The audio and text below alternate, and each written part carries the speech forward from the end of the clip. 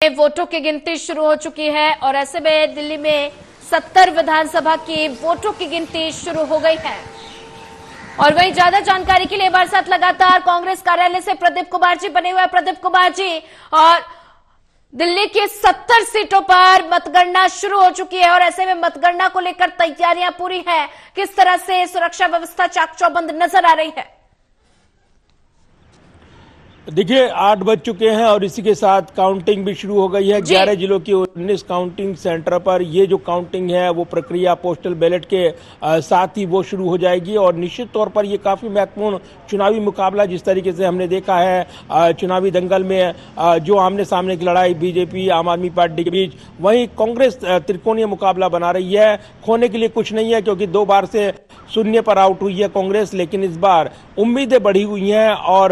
क्या खाता खुलेगा बड़े सवाल है, क्योंकि कई सीटों पर जो कांग्रेस का आंतरिक सर्वे है ये कह रहा है कि कांग्रेस इस बार अच्छा प्रदर्शन करेगी। खासतौर से वोट परसेंटेज के लिहाज से ये अनुमान लगाई जा रही है कि आम आदमी पार्टी सत्ता से दूर रह सकती है, तो उसकी बड़ी वजह कांग्रेस बन सकती है, क्योंकि कांग्रेस का जनाधार जो आम आदमी पार्टी ने समेटा था उसके आधार पर लगातार 3 बार उन्होंने सरकार बनाई और चौका मारने के लिए मैदान में। लेकिन इधर बीजेपी का जनाधार लौटकर वापस आया है। लोकसभा चुनाव में जो वोटिंग करता है और जो पैटर्न रहा है, उनको उम्मीदें हैं कि बीजेपी की सरकार बनेगी, 27 साल का सूखा खत्म होगा। तो बड़े सवाल है कि कांग्रेस मुख्यालय में हम मौजूद हैं, लेकिन कांग्रेस नेताओं से जो हमारी बातचीत हुई है वो कब तक पहुंचेंगे, तो रुझान पर नजरें रहेंगी। कांग्रेस पहले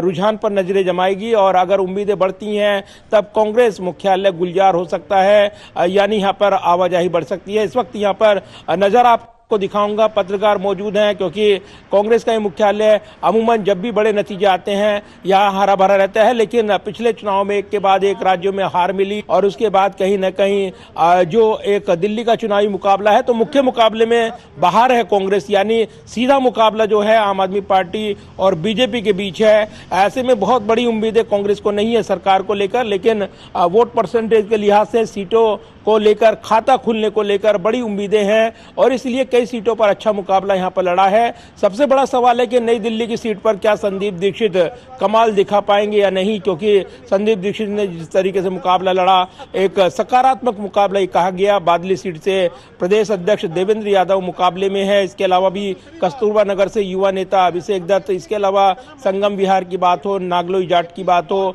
ये बड़ी सीटें हैं जिन पर कांग्रेस बड़ी उम्मीदों के साथ देख रही है। इसके अलावा कई समीकरण अगर बदलते हैं तो कुछ और सीटों पर कांग्रेस का प्रभाव देखने को मिल सकता है। तो सीधे तौर पर अगर कहें तो ये मुख्य मुकाबला जो है वो आम आदमी पार्टी और बीजेपी के बीच है, लेकिन दूसरी तरफ अगर देखें तो कांग्रेस के लिए इस मुकाबले में ये उम्मीदें हैं कि वो वोट परसेंटेज के लिहाज से और जो खाता खुलेगा उसका इस मुकाबले में, उसको लेकर सबसे बड़ी उम्मीदें लगा रही है। लिहाजा इस मुकाबले पर तमाम नजरें हैं और कहीं ना कहीं ये साबित होगा कि इस पूरे लड़ाई में कहां पर कांग्रेस खड़ी हुई है, क्योंकि कहीं ना कहीं ये इस वक्त जब हम देख रही हैं दिल्ली का एक बड़ा चुनावी मुकाबला हुआ और उसके बाद रिजल्ट का दिन है, तो कहीं ना कहीं ये तस्वीर साफ होगी आज कि किसकी सरकार बनेगी या फिर सरकार बनाने में कमोबेशी रहेगी। तो क्या कांग्रेस किंग मेकर बनेगी, जैसा कि कांग्रेस ने दावे भी किए हैं, लेकिन ऐसी संभावनाएं अमूमन इसके उलट अगर देखें तो निश्चित तौर पर ये एक बड़ा मुकाबला इस लिहाज से रहा है क्योंकि ग्राउंड पर जो लड़ाई हमने देखी है, जिस तरीके से जो वोट बैंक के लिहाज से जो कोर वोट बैंक जो कि पहले कांग्रेस का था वो आम आदमी पार्टी के खाते में, जे क्लस्टर वोट की बात करें, अनधिकृत कॉलोनी की बात करें, पानी के मुद्दे हैं, बिजली, अन्य जो फ्री की योजनाएं जिनका लाभ दिल्ली वासियों ने उठाया है, उस वर्ग विशेष ने जो लंबे समय से इन योजनाओं का लाभार्थी रहा है, तो कहीं ना कहीं वो क्या इस बार एक बार फिर से आम आदमी पार्टी की तरफ जाएगा, ये बड़े सवाल हैं। दूसरा जो सबसे बड़ा फैक्टर मिडिल क्लास को साधने के लिए बीजेपी ने जो बड़े दांव खेले हैं और